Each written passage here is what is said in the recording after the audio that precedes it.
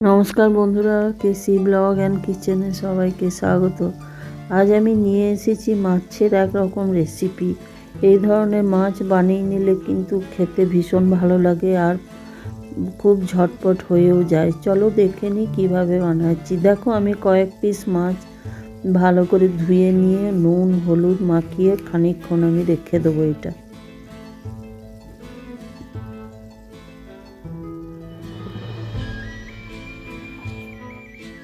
খুব ভালো করে এটাকে ম্যারিনেট করে নিতে হবে। ম্যারিনেট করে আমি ওইদিকে রেখে দিলাম কিছুক্ষণ। তারপরে এই দিকে আমি কড়াই বসিয়ে সর্ষের তেল দিয়ে দিলাম। কড়াইটা গরম হওয়ার পরই আমি সর্ষের তেল দিয়েছি। তারপরে মাছগুলো সব আমি ভেজে নেবো একটা একটা করে।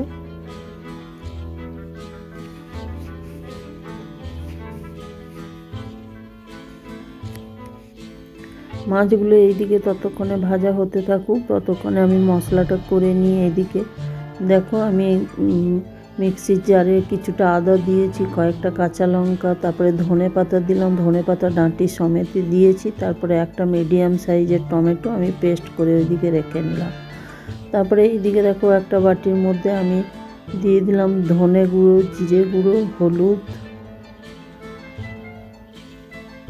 আর একটু কাশ্মীরি লঙ্কার গুঁড়ো।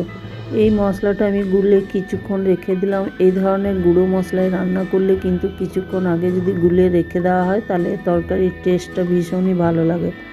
তারপরে দেখো এইদিকে আমার মাছগুলো ভাজা হয়ে গেছে। ভাজা হয়ে যাওয়ার পর আমি সবগুলো উঠিয়ে রেখে নিলাম। উঠিয়ে রেখে নেওয়ার পরে আমি এই তেলের মধ্যেই দেখো আমি দুটো এলাচ আর এক টুকরো দারচিনি আমি ছোট করে ভেঙে আর একটুখানি গোটা জিরে দিলাম তেলটার মধ্যে। তারপরে ওই পেঁয়াজগুলো আমি একটা ছোট সাইজের পেঁয়াজ খুব ছোট করে কেটে রেখেছি, সেটাও আমি ওই তেলটার মধ্যে দিয়ে দিলাম। দিয়ে দেওয়ার পরে এইটা খুব ভালো করে ভেজে নিতে হবে। ভাজতে ভাজতেই দেখো আমি কয়েক টুকরো গোটা রসুন আমি এইটার তেলটার মধ্যে দিয়েছি। তোমরা এটা পিষেও দিতে পারো বা ছোট করে কেটেও দিতে পারো, কিন্তু আমি গোটা গোটা দিয়েছি। গোটা দিলে কি হয়, খেতে ভীষণই ভালো লাগে রসুন। তারপরে দেখো ওই যে মশলাটা আমি করে রেখেছি আমি সেইটা আমি দিয়ে দিলাম। টমেটো ধনে পাতা আদা লঙ্কা দিয়ে যে পেস্টটা করে রেখেছি ওইটা আমি ওইটার মধ্যে দিয়ে দিলাম। পেঁয়াজের মধ্যে দিয়ে দেওয়ার পরে খুব ভালো করে কিন্তু এটা ভেজে নিতে হবে।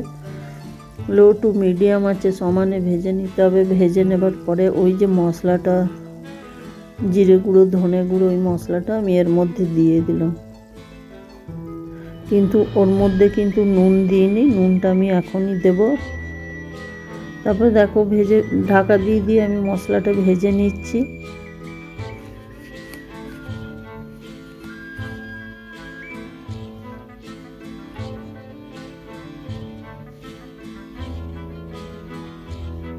খুব ভালো করে কিন্তু মশলাটা একটু সময় নিয়ে মিডিয়াম আঁচে ভাজতে হবে, না হলে মশলার কাঁচা গন্ধ মাছের মধ্যে চলে আসবে।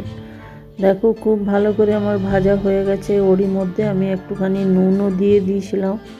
তারপরে দেখো একটু জল দিয়ে এটা আমি ভেজে নিচ্ছি, কেন কি এটা কড়াইয়ে ধরে যাওয়ার ভয় থাকে। তারপরে দেখো আমি এটার মধ্যে ভাজা হয়ে যাওয়ার পরে আমি পরিমাণ মতো জল দিয়ে দেবো। মাছটা আমি খুব পাতলা ঝোল রাখবো না, আর খুব যে গ্রেভিটা কম করব তা না, মিডিয়াম করব গ্রেভিটা।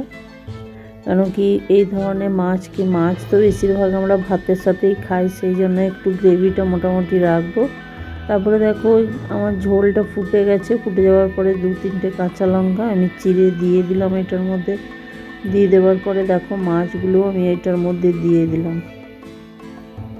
দিয়ে দেওয়ার পরে খানিকক্ষণ আমি 1-2 মিনিট ঢাকা দিয়ে রেখে দিলাম। ঢাকা দিয়ে রেখে আমি ঢাকা খুলে দেখো দেখাচ্ছি ঝোলটা আমার ফুটে গেছে আর মাছের মধ্যে সমস্ত ঝোলটা ঢুকে গেছে রসটা। তারপরে ওইটার মধ্যে আমি কিছুটা ধনে পাতা ছোট করে কেটে রেখেছি, সেটাও আমি দিয়ে দিলাম।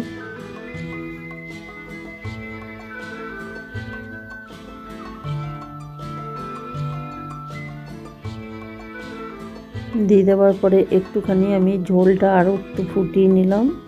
দেখো আমার মোটামুটি মাছগুলো হয়েও গেছে আর মাছের মধ্যে সমস্ত রসটাও ঢুকে গেছে।